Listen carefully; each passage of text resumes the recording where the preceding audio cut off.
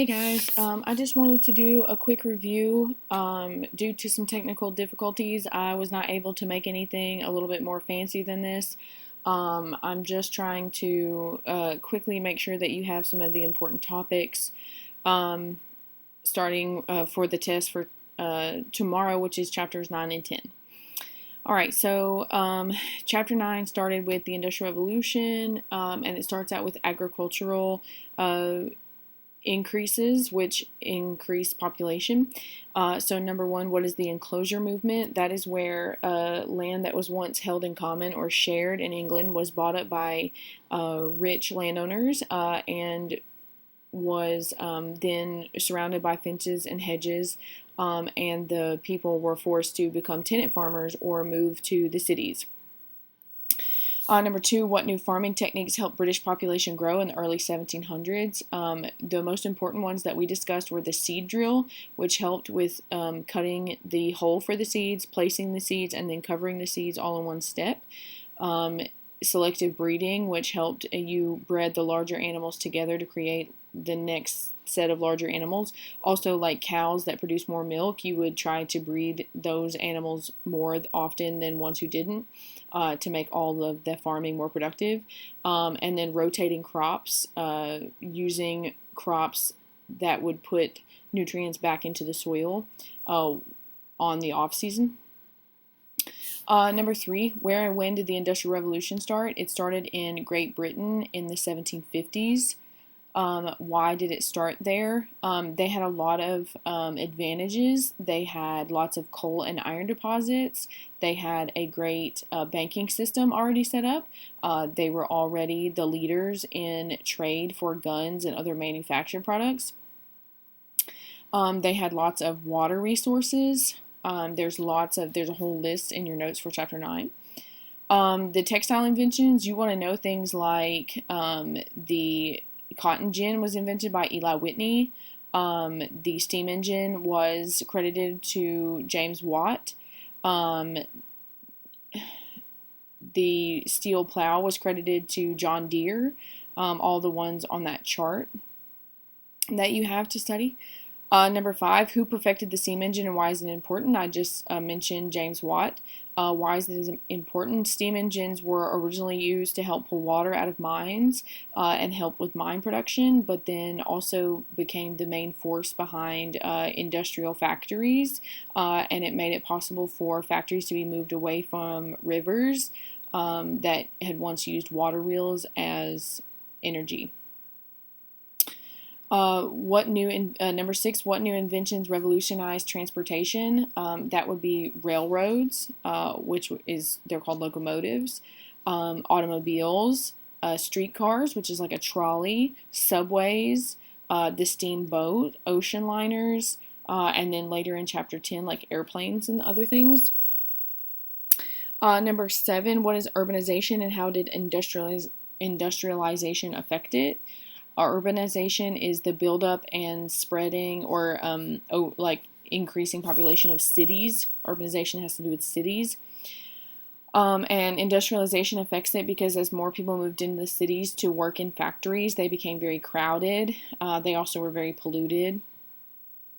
Number eight, what were some problems caused by rapid industrialization? I was already leading to that with number seven. They're overcrowded.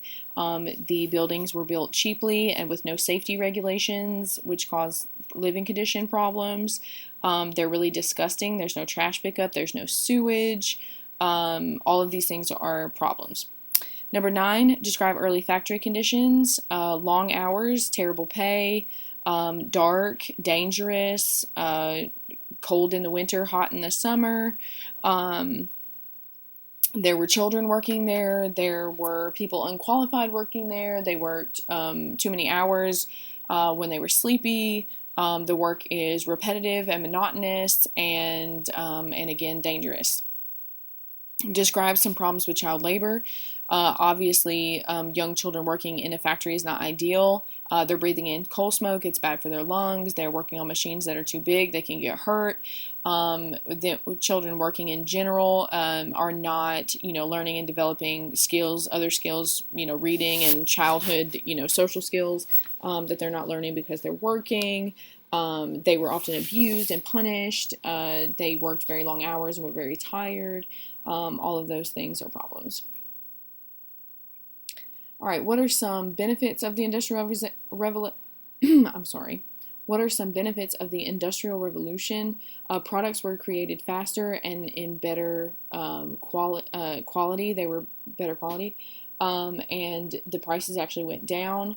More people had jobs. It created new jobs. It created new products, and it made in the early years, it was really rough for the working class, but overall, it's going to increase our uh, living living conditions. It's going to make them better.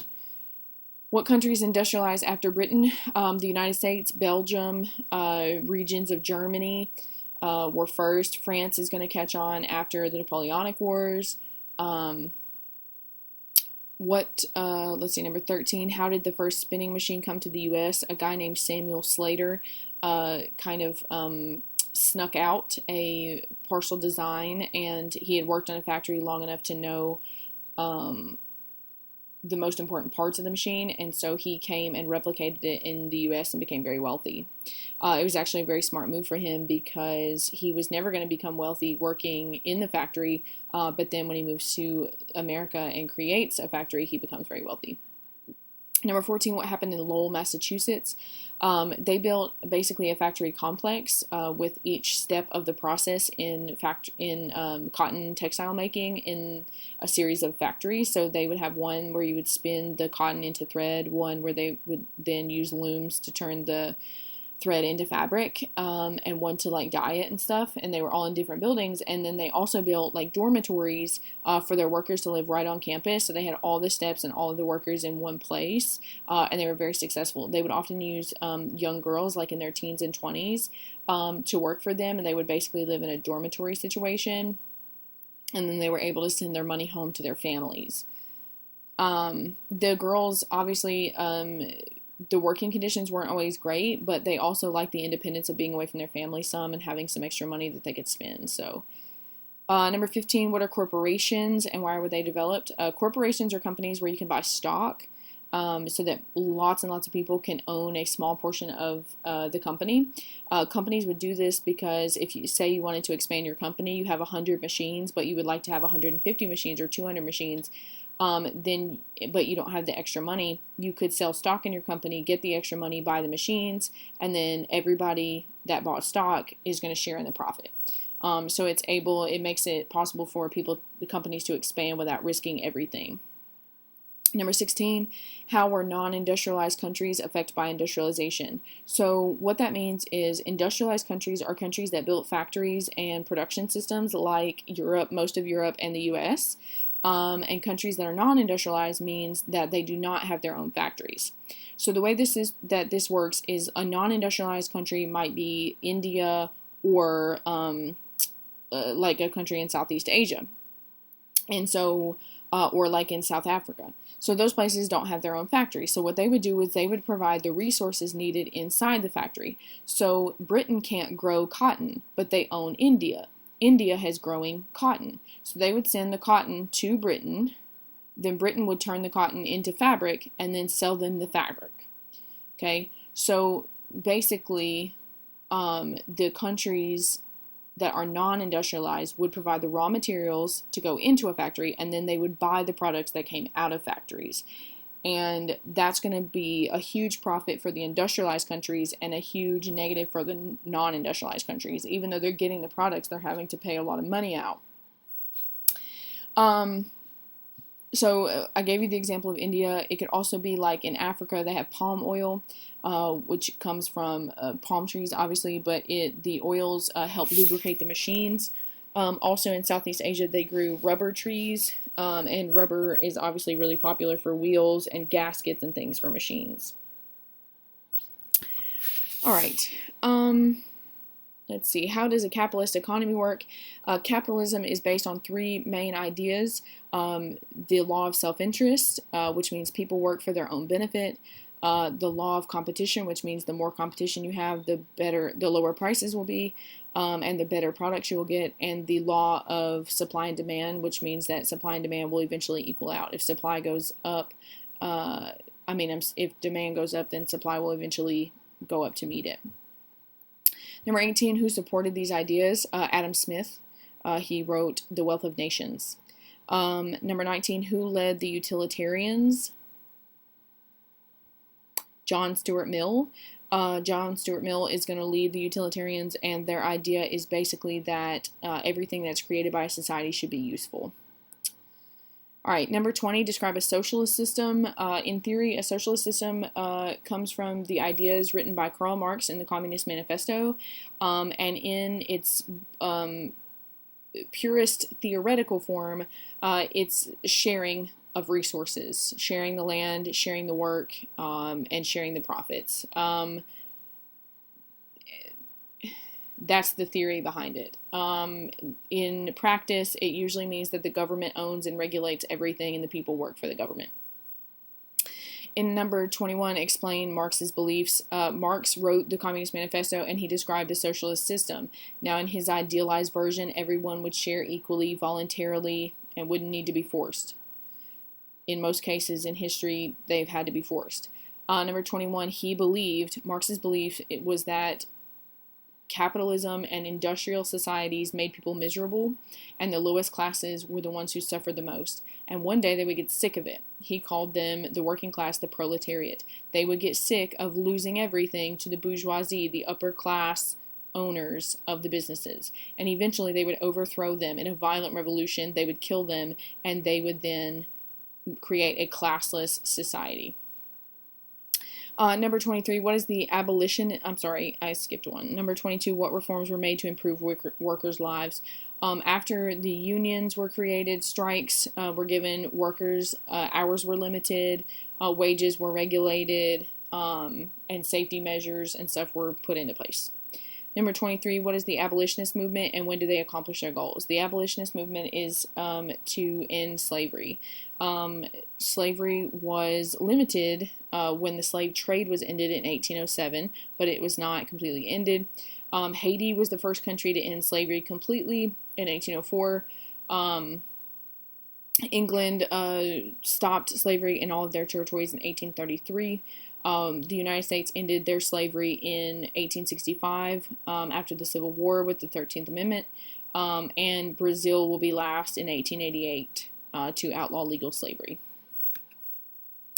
All right, chapter 10 kind of skipped around to some lots of different topics. So number 24, what government body had the power in England? That would be Parliament. Number 25, what major right were people fighting for during the 1800s? That would be suffrage, or the right to vote. Which groups succeed? Middle class and poor males are going to be able to vote. We're going to lose the requirements about owning land or having wealth, which is good. Women are going to start fighting for it. They are not going to succeed. African American males in the United States are going to earn the right to vote with the 15th Amendment after the Civil War as well, but women of any color are not going to be able to vote. Number 26, what or where is the Third Republic? It is the third attempt at a republic in France.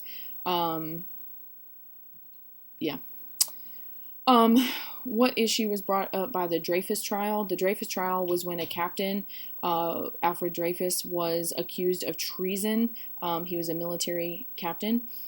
He was accused, he was framed. They were false allegations, and he was chosen because he was Jewish.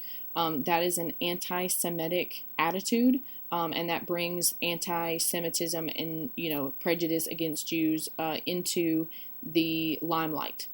Number 28, what is the Zionism movement? Zionism is kind of a response to anti-Semitism. Zionism is the idea that Jewish people had that if the Europeans were going to be prejudiced against them, they should just let them go to the Jews' original homeland, which would be Israel.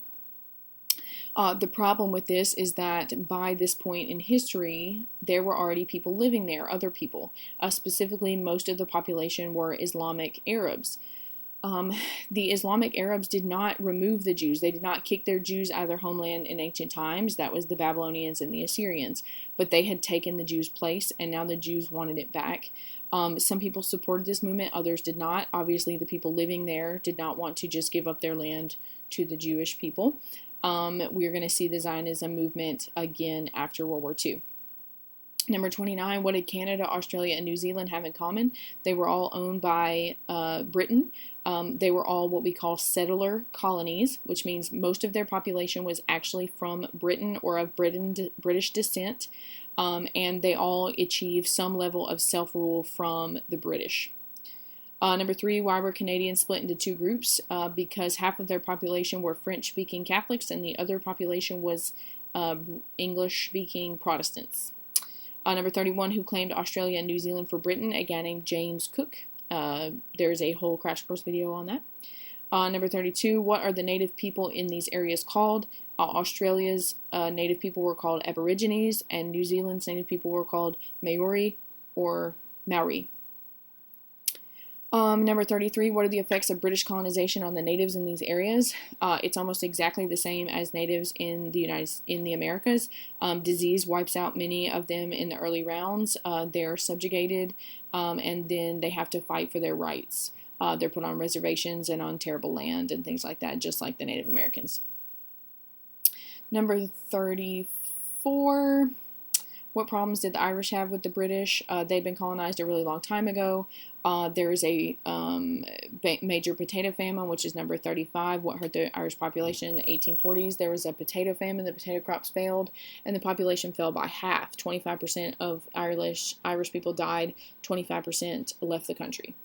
During that time, the British continued to make them pay their rents and taxes, and the Irish ended up rebelling. So the British allowed them we're going to allow them self-rule or home rule, but World War I broke out and things didn't happen, so the Irish then revolted again. Number 36, what is the final independent status of Ireland? Northern Ireland still belongs to England, and Southern Ireland is the Republic of Ireland. It's independent. Number 37, what is manifest destiny? It is the belief that the United States was ordained to own everything from the Atlantic to the Pacific, and it is our theory for why we take over the West. Number 38, how far did the U.S. expand during the 1800s? All the way to the Pacific Ocean. When was the Civil War? 1861 to 1865. What were the main issues? States' rights and slavery, or states' rights to have slavery, which kind of all go together. Number 41, what legal actions were taken in regards to the slaves? Abraham Lincoln published the Emancipation Proclamation, which actually didn't really free any slaves.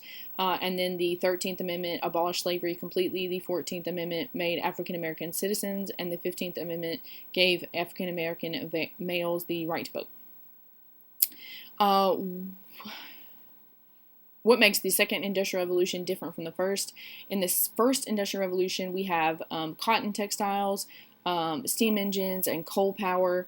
In the second industrial revolution, we have steel production on a high level, electricity as a main form of energy, oil as a main form of energy, automobiles, chemicals, all kinds of different things.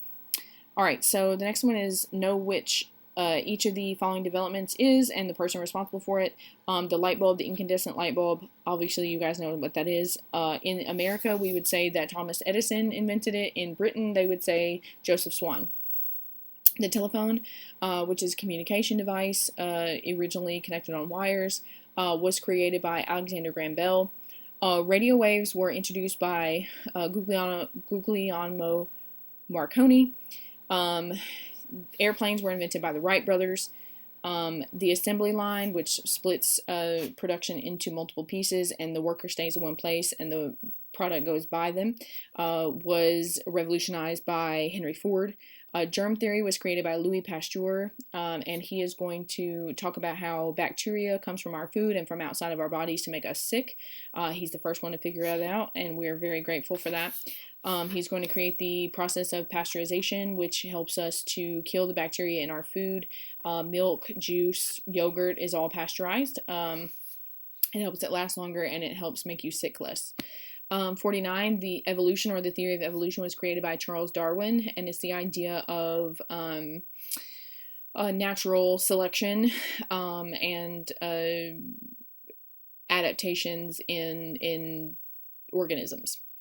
Genetics is studied by a guy named Gregor Mendel, and he talks about different characteristics. He actually studies pea plants, the color of pea plants, but there's all kinds of genetics, whether or not you have freckles, your eye color, all of those are in your genes.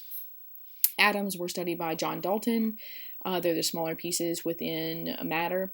Radioactivity was discovered by Pierre and Marie Curie, a couple, and it's elements that actually give off energy without motion or fire or anything like that. Psychoanalysis was created by one of the first psychologists, Sigmund Freud. Number 54, why does the government commit to education? There's two main reasons. They want you to be a productive worker so they can make money off of your, so that the country as a whole can benefit from your production. And two, for the political reason that as they gave more people the right to vote, they wanted people to have some basis in how the government worked and know how to read and things to effectively complete a ballot. Number 55, what new forms of entertainment were popular in the late 1800s? Movies. They're very short in the early, in this time period, but they are movies, plays, concerts, singing halls, dancing halls, and professional sports. Theme parks, we're not talking like as big as Disney, but we're like basically a fair that stays in one place. Carnivals, all of those things would be new. Lots of new reading material, magazines, novels, newspapers, stories, short stories, pamphlets, those kind of shorter reading materials. All right, well, I hope that helps, and good luck on your test.